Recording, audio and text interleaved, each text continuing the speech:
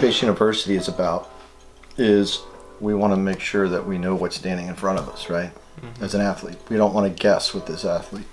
If you went to the doctor's office and you said, hey, I don't feel very good, would you help me? The doctor would give you an examination probably, and with the findings, they would then prescribe some sort of remedy.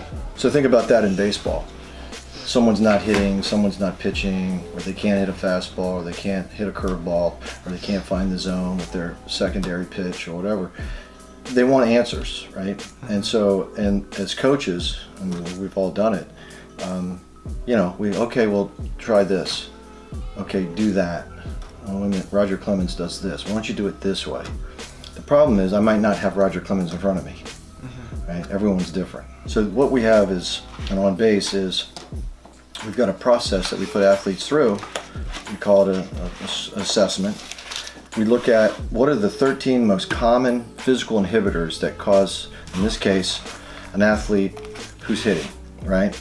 So what we did is we identified them. We gave them names like sway, loss of posture, no spacing, dead hands, unstable base, hanging back, gate swing, things like that, right?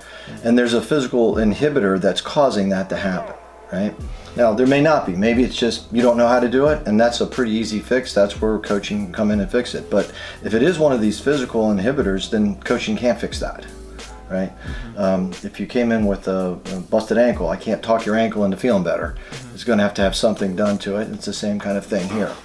So we look at these inhibitors and we identify them, and then we give you the physical limitations that could cause it, right? So here's the inhibitor. It's sway. Here's the understanding of it. It's getting that knee outside that back ankle, right?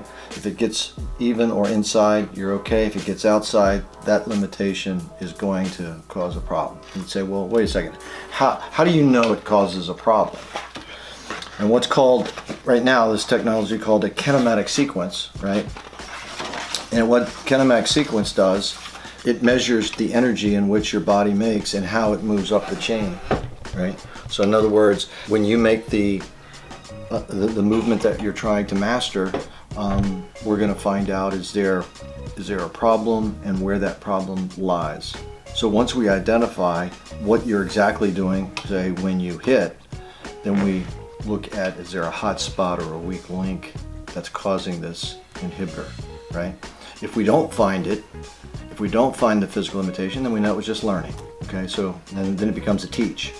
But if we do find it, then we know it's physical, and then it becomes a trainable event. And that's all we really want to know is what's trainable and what's teachable.